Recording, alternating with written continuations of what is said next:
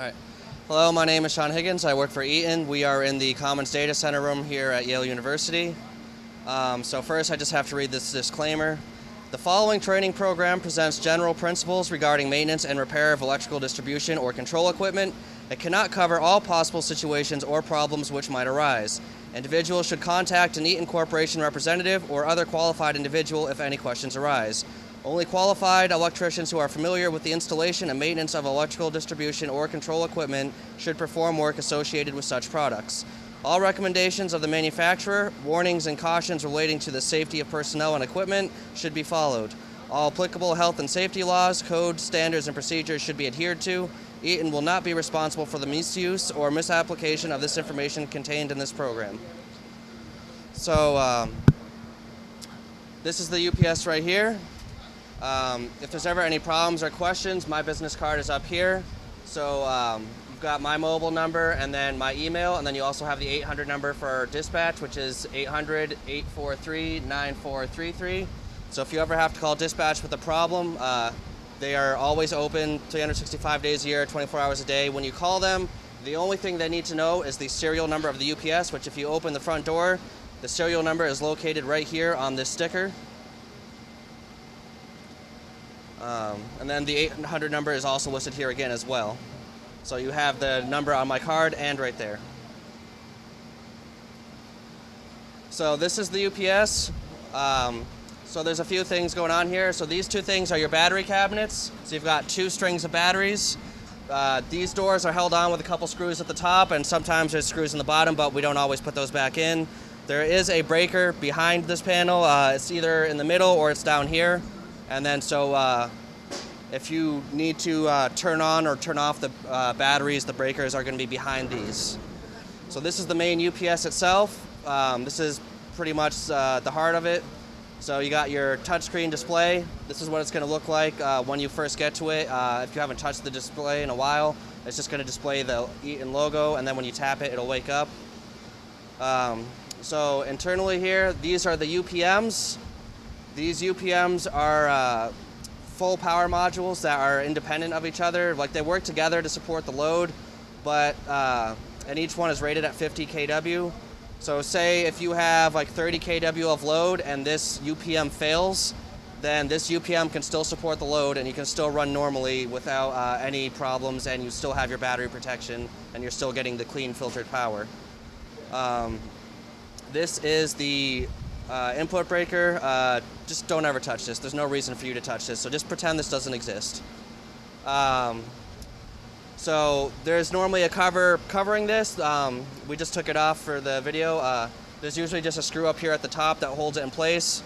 So usually, like, this is just going to be all black, and so it looks uniform. But if you need to get to the breakers to transfer the load or shut down the unit, it's going to be these breakers right here. So you got your bypass input breaker. This feeds input power to the UPS. You've got your maintenance bypass. So this is an external wraparound bypass that allows the load to still be supported, but we can isolate the UPS completely from the load so that we can safely work on it without bringing down your load. And then the bottom breaker is the output of the UPS. And then the output feeds over to here. This is your transformer because you're stepping it down to 208. So you shouldn't really have to mess with these either. You want to leave this on because this is what's taking the 480 and stepping it down to 208. So you got the transformer output breaker and then the panel main breaker. These both need to be on for the load to be supported, as well as wherever you're getting the power from, whether it be the UPS running normally or the static bypass or the external maintenance bypass.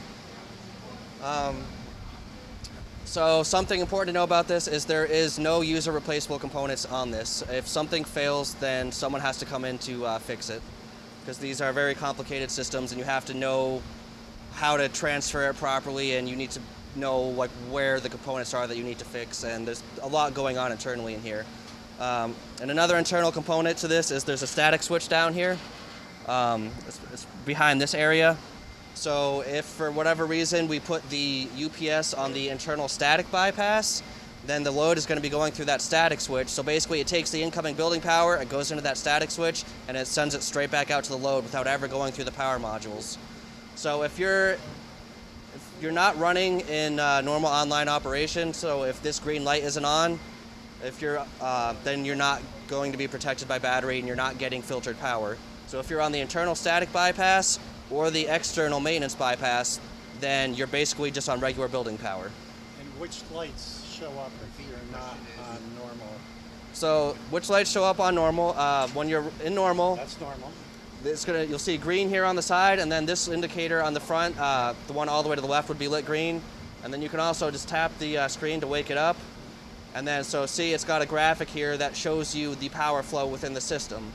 And then you've got 3 lines. So the bottom line here is showing you that, well, basically wherever there's a line that's, you can see that it's colored in, that means there's power there. So the bottom line, you can see power, or the input building power is coming into the rectifier, and then you can see the symbol for AC, and then the rectifier converts the AC power to DC. So then you can see that on the other side of the slash, it's DC power now. And then here in the middle is the DC link. The batteries are connected to the DC link. So you see the batteries right here. So that's this. And then the DC goes into the inverter. So the inverter is going to take the DC, and then it's going to convert it back to AC, and then it's going out to the load. So this is, you can see it's just basically going straight through feeding the load. And then it also tells you up here, unit online. When you go into bypass or static bypass? So if you were to go to the internal static bypass, then this middle line would be solid. So this little thing right here, this contactor would open, and then this middle line would be filled in green, and you would see that it's coming here and then going out to the load. And if you're on the internal static bypass, this light will be lit amber. This is like a little circle with an arrow going around it showing that you're bypassing, and then this would be orange instead of green. If you wanted to take it to the external maintenance bypass, the way to do that is you have to command the unit to go to the internal bypass first, because this is a make before break connection, and when this is running in normal online mode, the output of the UPS is not going to be in sync with the incoming building power, and you cannot put together 2 out of sync sources without bad things happening. So So to transfer it to the maintenance bypass, you would have to go to the internal static bypass. So you would have this middle line filled in, this would show open, this would be lit amber, and then at that point, there's some directions right here as well. Once you're on the bypass, you would then close the maintenance bypass, making the new connection. And then after you've closed the MBP, you slide this panel, and then you're going to open the MIS, which is the output of the UPS. So once the MIS is open, the load is completely isolated from the UPS, and you're on the external maintenance bypass. Well, and then if you wanted to completely shut the unit down once the load's on the maintenance bypass, like say if something's going on, this is smoking, or you just want to do some work in the room where you're worried about dust, or for whatever reason you need to bring it completely down, once you've done that, you want to tell this to load off, and then once you've told it to load off, you want to open the battery breakers, and then you want to open the bypass input breaker, and then the unit will go down. So you have a slide bar. Yes, this slides to try to prevent you from improperly transferring the unit to try to help prevent load losses. But if for whatever reason you need to do anything that involves moving load or manipulating the UPS, like telling it to do anything, if you have any questions, feel free to reach out either to myself or the 800 number. It doesn't matter what day or what time it is. We have no problem walking you through how to do this properly. Sure. And is this like other UPSs give you an okay to transfer? Well, you don't have that set up. Okay. The question is if the UPS will give you an okay to transfer. The only way that is set up is if you have a Kurt key system with a solenoid, and then like it has a light that would, if you were in the right mode, it would say the light would come on, and then once the light comes on, then it would allow you to take the key out of the solenoid to be able to operate the breakers. This doesn't have that. So but this doesn't have this. You just have the sidecar. Yep. Okay. But like I said, this is normally going to be covered up. Anything that involves telling the UPS to do something that affects the load, it's not going to allow you to do if without putting in a code. So if someone's down here in the room and they just try to go to controls to tell it to do something, it's going to not let them. It's going to say you have to put in the password.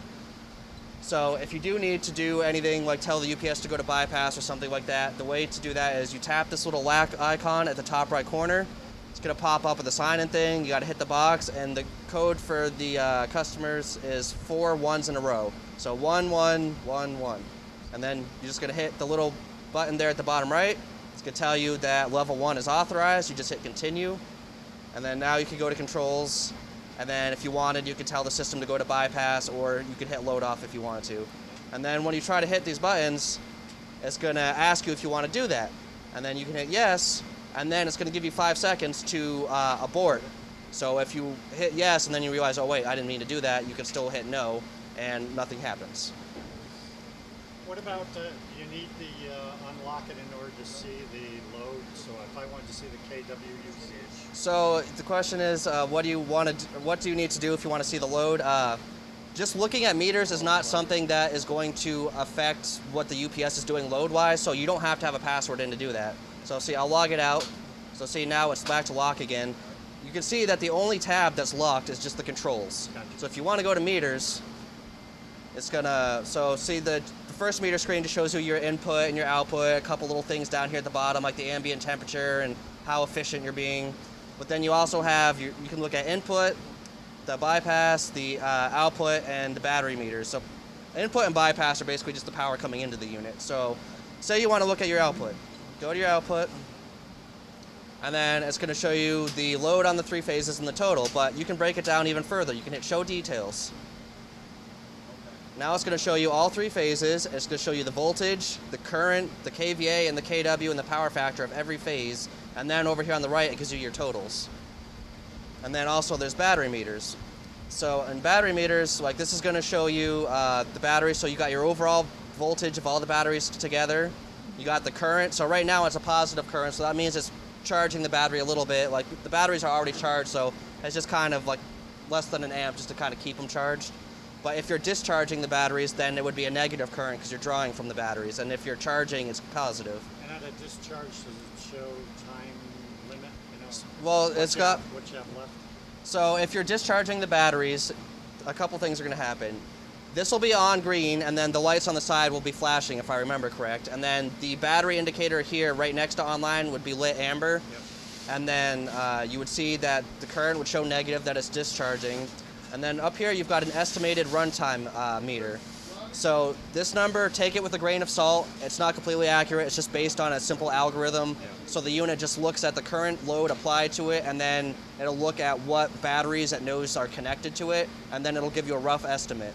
And does so, the color graphic deplete as the battery runs down? Yes, this graphic, when you're on batteries, as the batteries are discharging, this graphic will deplete, and it'll show you the current voltage, and then it shows like the capacity will change too, and then the runtime meter will drop just so how much time is remaining on battery.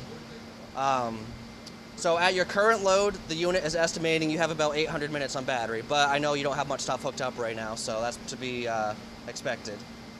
What does it say battery test not complete? Battery test not complete, that's probably just saying it hasn't done it for this month. The unit is set up where it does a monthly cycle of for the batteries. So basically what it does is every month it'll charge the battery up to a certain point, and then it'll run a small self-test where it'll use some of your load and apply it to the battery, and it'll monitor the voltage of the battery and see how it drops. And then it'll stop the test and rest for a little bit, and then it'll do another second test with a little bit more load applied.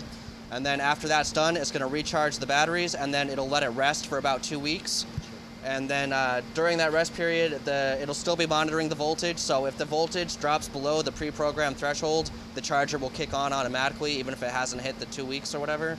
And the whole purpose of that monthly cycle is to try to make the batteries last as long as possible before you have to replace them. The expected service life of batteries is 3.5 to 5 years. There's a few factors that go into determining how long they will actually last. The 2 biggest factors are the temperature of the room you keep them in. The recommended temperature for the room is 77 degrees, like plus or minus 5. And high temperatures are not good for batteries. The higher the temperature, the worse it is. You don't want to let this get really anywhere near 90 or higher if you can help it. And then basically the higher the temperature, the worse it is on the battery. Will the battery cabinets take themselves off at 92 degrees? Will the batteries take themselves off at 92 degrees? No, there's trip settings on the breaker where, say, if you're discharging the batteries and it's really hot and it sees like the current is getting too high or something, the breaker should trip. Not on temperature. No. Okay. What's that? No, he just said no. He didn't say. Oh, he was asking about if the breakers will automatically trip at a certain temperature. And then if the temperature in the room is lower, that just means that the batteries will discharge a little faster and it'll take a little longer to recharge them. So there's 3 consumable components in these units that have to be replaced periodically that are not covered by contract. So there's the batteries, which are every 3.5 to 5 years, and then fans and capacitors, which are about every 7 years. And these particular capacitors are either 7 or 10 years. I can't remember. I would have to look it up, but I know fans are every 5 to 7 years. Okay, and none of that is hot swappable on the fans? No. Okay. No, repeat the question. The question was if anything is hot swappable, and nothing in here is really hot swappable. We are very safety conscious, and we do not like to do anything live unless we will do everything possible to avoid live work if we can. Like, in certain circumstances, we sometimes allow some live work, but it has to be a special circumstance, and then it has to go through like our safety people, and waivers have to be filled out and signed, and it's a whole long process. But we always prefer to do things de-energized, and that's the whole point of having the external maintenance bypass. So do we. So Yeah. anything else on the display we need to know about? So anything else on the display to know about? So on the home screen, this is, so like I said, it's going to show you the power flow. And then it also will just kind of tell you what your overall load is. So right now, you're only outputting 6.3 kVA. And then it shows you the efficiency of the unit and what your power consumption is. And any of those 3 pushable, and are they buttons? Yes, are any of these pushable? Yes, you Yeah. can push them, and it'll kind of like show you like graphs and things like that. So, Good. and then like see, like you can look at it over time periods, 24 hours, 7 days, 30 days, a year, or since the unit was started. Now, if there is a problem with the unit, then this triangle with the lines will blink red, this will flash red, and the unit will beep. It's kind of quiet, so unless you're in the room, you're probably not going to hear it. But with the communication card that's in up here, you can set it to send email alerts if anything's going on. And then if you're interested, we also offer a service where we can monitor it in real time for you from North Carolina. So if there is an alarm, it'll, up top here, it'll kind of like, it cycles through random things that it's showing you. So it'll, you'll probably see it like briefly come across the top here, but you can also just go to logs. And then under logs, anything that's currently happening will be here in active events. But see, since right now we're running in normal online configuration and nothing bad is happening, there is no active events because it's doing what it's supposed to. But if there is an alarm, when you call either myself or dispatch to have us come out here to take a look at the unit, the more information you can give us ahead of time, the better. So we, so say if I know that whatever the alarm is corresponds to the power module, then I'm going to bring stuff to rebuild that power module if I have to. And your alarms, do they run on verbiage and code? So what do the alarms display when they show up? So when an alarm shows up, it'll show up here under active events, and it'll give you a message like, say, configuration error, or battery disconnected, or static switch, or something of that nature. Like, it'll give you a general idea of where the issue is originating, and then once we can see a little more detailed information when we plug our laptops into it. It'll give us like specific codes correlating to that alarm, so we can narrow things down a little easier. And then also, you can look at the system log. So say if there is an alarm and I ask you for maybe a little more details, like maybe what happened right before the alarm coming up, you can go to system log. And the system log, when you click on it, it's going to start with the most recent event first, and everything is date and timestamp, so you can see exactly when the system recorded it. And then you can just scroll up and down through the log and see what's happened. And then see, it also tells you like if it's a status, a notice, an alarm, etc. So back to the alarms, if we're monitoring remotely and we have set up email, I'm assuming we will see the indication that it went to battery for the exercise? So what you'll see if you're monitoring this remotely, if there's an alarm or something, is If you log directly into the car, it's going to give you a little GUI interface like this where it'll show you what the unit is doing in terms of the load and power. And then you can set up specific email alerts to send an email for if a certain event happens, but most people usually just select all of them. Yeah, we do. And then so it'll send you an email basically saying that this event took place, and then you can log into the card by the IP address, and you can look at what the power flow is doing if you want to. Sure, so just to answer the question, we should anticipate that we will see beyond that once every so often, so that it's exercising the batteries to make them healthy. We should see that event. Will we see a message saying, hey, we're testing the battery today? Yes, I believe you should see a message saying that the battery test has started when it happens. I can't remember for sure off the top of my head, but I know it gets recorded into here, and I think that is one of the options that is in the list of options you can select for to send an email if it happens. Okay. But yeah, I'm pretty sure you should see that every month. The other thing is that it says battery test not complete. It always says not complete. I think why it's not saying not complete right now is because you have such a minimal load on the system. Because like I said, the unit uses part of your load to actually do the battery test. Right. So since right now you have very close to zero load on it, you've only got 6 kVA, that probably isn't enough load for the system to do the test. So it's probably just maintaining the voltage of the battery. So I hear you say probably. We're never going to exceed. We're never going to get to full load. Yes, like, as long as there's a reasonable amount of load on the system, it should still be able to do it. But right now you're in the single digits, so it's just not enough for it to be able to get the load it needs to run the test. So we need to know what that number is. What the threshold? Yeah. That's something I would have to look into. What the load amount for the system to be able to complete the test is. I'll look into it and get back to you. Yeah, or at least say, doesn't always say non-complete, or does it say complete for half a month and then it goes into non-complete? I don't know. Well, once it runs, it should show the last date that the test was completed on. Okay, because I looked at that and I said, how come it's not complete, right? It kind of brings up an alert. Yeah. Say, hey, there's something wrong or no? Okay. No, yeah, there's nothing wrong. Like, if there was something wrong, like, then there would be an alarm. Like, say, if there was an issue with the battery, like, it might say check battery as an alarm. Right. But like I said, it's just got a very minimal load. So right now, the system's most likely just maintaining the batteries at the correct voltage level. Okay. And then that's why it was saying on the runtime meter why you have such a large amount of time that you could run on batteries, because the load is almost nothing. Okay. The system is very intelligent. It will do everything it can to protect your load.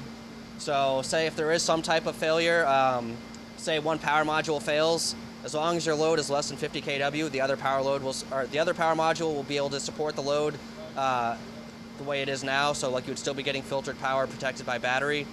But just say something like a really major fault happens where like the power modules can't support the load, the system will automatically attempt to go to the internal bypass to keep your load up on just normal building power. The system will always do everything it can to protect your load and not drop it. So it's always going to go to static bypass in that event? Yeah, assuming that there's not an issue with the static switch, if something happens with the power modules, it's going to go to the internal static bypass, so the building power will just be going into that static switch and right back out. And when the service tech yourself comes in, then you have the option to go to maintenance bypass, and we still have availability here.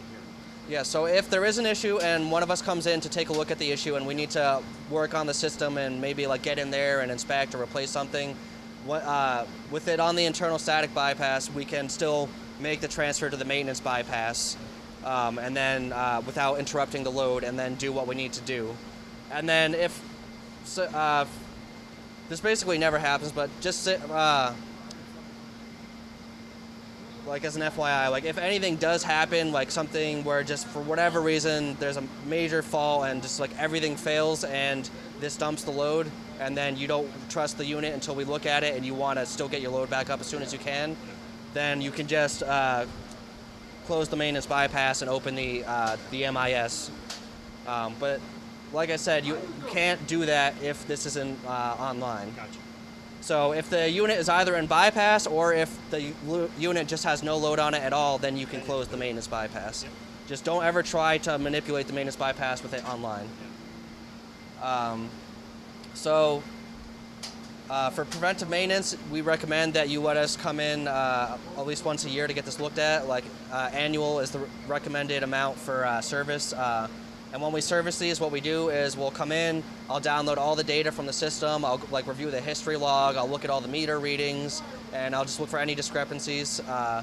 If there's any new software available, then we'll give you the latest software. We'll inspect interior components, look for signs of damage, and then we can test the batteries too. But the batteries are, you have external batteries, so that would have to be like a separate battery contract. If you had internal batteries, like if they were like contained like in here, then that would be covered by the UPS contract. But because these are external cabinets, then it's a separate battery PM. So, I know you don't do the PM, but do you ever IR the batteries? well, we do battery PMs as well, as long as like there's a ticket for it. Yeah. As far so when we test the batteries. I think this comes with a 2-year warranty. So under our 2-year warranty, is that covered in regards to making sure that the contacts on the batteries are tight with an IR? Oh, so what's covered under contract in terms of like batteries and things like that? So if we come in to do a battery PM, what we do is we'll like look at the connections, like we'll make sure that they're all good. Like, so we'll look for signs of corrosion. We're going to take temperatures off the negative terminals with a little temperature gun and see what the temperature on the negative terminals are. And then when we actually test the batteries themselves, we look at, there's 3 things that get tested. We test the voltage of each individual battery, we test the internal resistance of each battery, and then we test the resistance of the connection that connects one battery to the next one. And you'd have to have that under contract. That's not part of the normal 2-year warranty. Yes, so getting the batteries tested is not part of the warranty. That's something you have to get a contract for, or if you don't want to get a contract, you can always pay for individual preventive maintenances. So the UPS typically comes with a 1-year warranty from the factory, and that's from the day that it's delivered. But I don't know if maybe you guys bought an extended warranty or something, or... Does Okay. that also, that 1-year warranty, does it also cover the batteries? I'm not 100% about how long the warranty on the batteries is, but I think it's 1 year for parts and labor, and I believe it's 2 years for just parts. So I think that if there's like, say, one battery fails within after like a year and a half. But if we call up the 800 number, they'll be able to tell us that information, right? Yes, if you call the 800 number, they can see in the system exactly what coverage you have, and then so they'll be able to tell you right away of if you're covered for certain things. And there are different levels of contracts. So like for the UPS, for example, you can get a contract that only covers preventive maintenance, or you can get the one that I typically recommend, which covers preventive maintenance and parts and labor for if there's ever a failure. Because if these fail, they can get expensive, especially if it's an after-hour call, like on a holiday or something. And what's your availability on the breakers? Are they readily available in case one goes? So the availability of the breakers if one of them fails. So we usually have breakers like this at our factory in the warehouse. These are pretty common breakers because we have a lot of these units. So usually we can get them pretty quickly. Certain common use items I always have in my inventory. So like these power modules, I've got 2 of them on hand. I've got several fans. Pretty much every main circuit board in this unit I have at least 1 spare of in my personal inventory. Yep. But if it's something I don't have, then assuming that it's in stock and inventory, then we can overnight parts. And if it's like an absolute dire emergency, then we can occasionally do counter to counter, which is we put it on the first available plane to get it within a few hours. Yep. But that doesn't happen too often. And the toe tags on the battery cabinets, do they remain or do they get removed? The toe tags on the battery cabinets, you can just pull these off. So basically all this is telling you is which cabinet this is. So this is saying this is cabinet 2 and this is cabinet 1, but nothing that needs to remain there. no, this doesn't need to remain. And see, like this one just tells you the recharge by date for the batteries. So it's like what the recharge by date is if the unit wasn't running, then it basically just means that one way or another you have to charge the batteries by that date because they've been sitting for a little while. That would have been on information for startup. And Yeah, but this unit's been already running for months, so that you're well within that. Okay. So these tags can just be taken off. You don't need those anymore. Good. Sean, how do you get those doors off? So how to get these doors off is there's a couple screws up here at the top, And then I don't remember if there's screws down here, but sometimes there's screws down here. Yeah, so we didn't put the screws back in down there because now that the unit's in place, you don't have to really worry about it. So there's just going to be some screws up here at the top. I believe they're 8mm if I remember correctly. So yeah, you just take these top screws out and then this just lifts off and then the breaker is here. But there is also another dead front behind here covering the batteries. So taking this off basically just lets you access the breaker, but there's still going to be another panel covering the batteries themselves because when the batteries are connected together, that's I think it's like 500 volts DC. And is it one breaker per cabinet? It's one breaker per cabinet for the batteries. So behind each one of these panels, there's going to be a breaker. And then it's going to either be here in the middle or it's going to be down here on the bottom. I believe for you guys it's down on the bottom because I think you have 36 batteries in each cabinet if I remember correctly. On your unit, do you put the battery cabinets on first and then go online? Are you...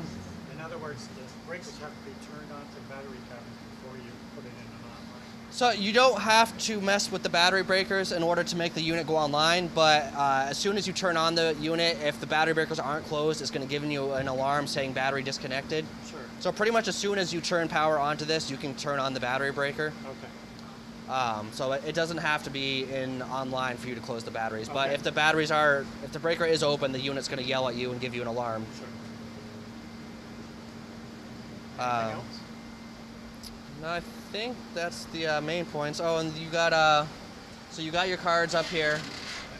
There we go. Thank you.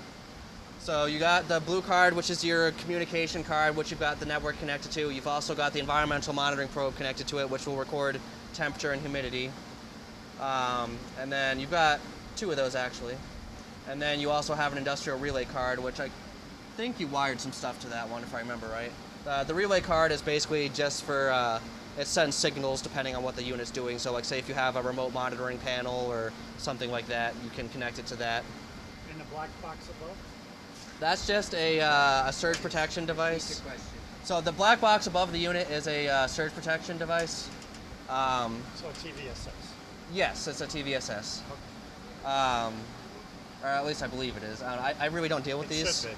Yeah, I don't work on this, so... Okay. That's not right on a switch protector or whatever. Yeah. And then you've got my business card right here, like I said. Yep. So you've got the 800 number, my work phone, and my email. Wonderful. That's the main things I can think of. Do you have any questions about anything else? No, it's good. Okay. Thank you very much for the training. Yep, no problem. All right, I guess that's it. Repeat your name and the contact information once again at the end. Okay, so again, my name is Sean Higgins. I work for EATON, and then my contact information is on the card here. So my work phone number is 571-294-9202. And then the number for our dispatch, which is always open, is 800-843-9433. And then again, if you do have a problem and you have to call dispatch to get someone out here, then you need to give them the serial number, which you can find again on the sticker right here behind the front door. So all you got to do is open the front door, and it's right here in the middle. Sean, dumb question. You don't have like a pocket within the unit to store these manuals in, do you? No, I don't have anything to store the manuals in for the unit. So